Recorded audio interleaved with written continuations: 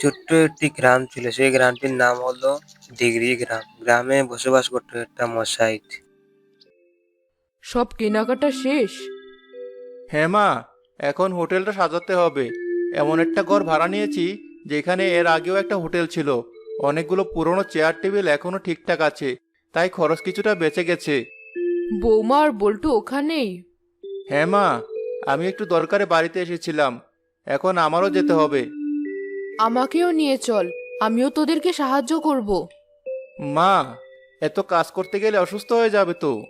তোরা সবাই কাজ করবি আর আমি এখানে বসে বসে আঙ্গুল চুষবো? আমাকেও নিয়ে যা বলছি। আচ্ছা মা, চলো। এই বয়সে তোমার জেদ কমলো না। এই কথা বলে মশাই তার মাকে নিয়ে তার দোকান থেকে রওনা দেয়। দোকানে যাওয়ার পর তারা সবাই মিলে দোকান থেকে ঝাড়ু দিতে থাকে। তাই মশাই ডেক নিয়ে সে চলে যায়। তারপর তার দোকান ঠিকঠাক হয়ে যায়। কতটুকু চাল দিলে ভালো হবে বেলি, যাতে প্রথম দিনই ক্ষতির মুখে না পড়া লাগে? কম করেই দাও, মানুষ যদি না আসে তখন এত রান্না বান্না কে খাবে? ঠিক আছে। না, যা বাজার সদাই করেছি সব চুলোয় চড়িয়ে দে। আমরা সবকিছু কেটে বেছে ধুয়ে দিচ্ছি। আমার বিশ্বাস তোর হোটেলে সবগুলোই হাঁড়ি খালি হবে আজ। মায়ের কথা কখনো বিফলে যায় না। আচ্ছা মা, তুমি যখন বলছো, সবাই তাহলে কাজ শুরু করে দাও। মশাই বলল, যার যার নিজ নিজ কাজে লেগে যাও, এর একটু পরে কাস্টমার আসবে। হরি ভাই, ভাত আর ছোট মাছ দাও তো একটু। এই মন্টু, কি চাইলো শুনছিস তো? দিয়ে দে। নিন আপনার খাবার। কি, আমি তো ছোট মাছ চাইলাম, বড় মাছ দিয়েছো কেন? ছোট মাছ রান্না হয়নি আজ। আগে বলবি তো, আমি এখানে খেতে আসতাম না। আর ভাতও একদম ঠান্ডা, গন্ধ শুকে মনে হচ্ছে কাল রাতের ভাত। কাল রাতেরই ভাত? ওগুলো শেষ হওয়ার পর ভাত বসাবো। তোমাদের আরো কিছু লাগলে বলো, নয়তো আমি অন্য টেবিলে চললাম। তোর রান্না কি শেষ হয়েছে? হ্যাঁ মা, শুধু এই ডালটাই বাকি আছে, তারপর সব শেষ হবে। আচ্ছা মা, হোটেল খুললাম অনেকক্ষণ তো হলো, এখনো তো কেউ একজন উকি দিতে এলো না। আসবে আসবে, ধৈর্য ধর, ব্যস্ত হোস না। এখনো তো রান্নাই শেষ হলো না তোর। কি আর বলবো, লাই পেতে পেতে এরা মাথায় উঠে বসেছে। একবার বসেছে তো বসেছে, সরার আর কোনো নাম নেই। আবার টাকা দিয়ে আমি হোটেলে খাই, কিন্তু ওদের ভাব দেখলে মনে হয় মাগনা খেতে আসি এখানে। একদম ঠিক কথা বলেছেন। সবার সাথে এমন করে ওরা। আসলে নিজেরা একাই রাজত্ব করছে তো গ্রামে, তাই ওদের ক্ষমতা দেখায়।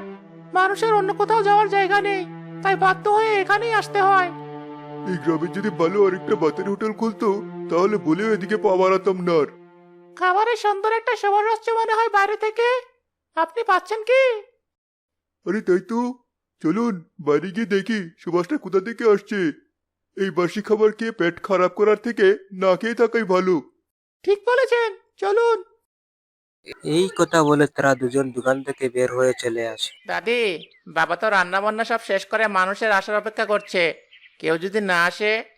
আসবে। তোরা যে কেন এত ব্যস্ত হচ্ছিস, ধৈর্যের ফল মিষ্টি হয়। ওই তো দুইজন আমাদের হোটেলে এসেছে। দেখেছিস, বলেছিলাম না? আপনাদেরকে আমাদের নতুন হোটেলে স্বাগতম। বলুন কি খাবেন আপনারা? ভাত, ছোট মাছের চচ্চড়ি, মাংস, ডিম, ডাল সবই আছে। এই হোটেল থেকে খাবারের সুবাস আসছিল তাহলে? ভালোই হলো, আমরা মনে মনে একটা নতুন হোটেল খুঁজতে না খুঁজতেই পেয়েও গেলাম। আমাকে ছোট মাছ আর ডাল দিয়ে বাদ দাও। আমাকে ভর্তা আর বড় মাছ দিয়ে। একটু অপেক্ষা করুন, এখনই আনছি।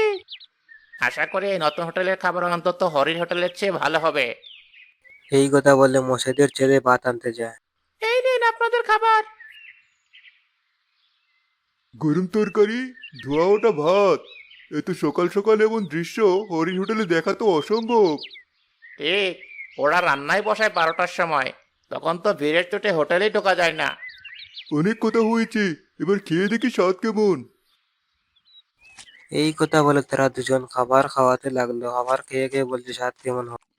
ভর্তাটা যা মজার হয়েছে না, আর মাছের কথা কি বলবো, অসাধারণ। ছোট মাছের চচ্চড়িটা খেয়ে আমার মার কথা মনে পড়ে গেল। মাও আমাকে এভাবে মাছ রেঁধে খাওয়াতো। কতদিন পর সেই স্বাদ ফিরে পেলাম। আমার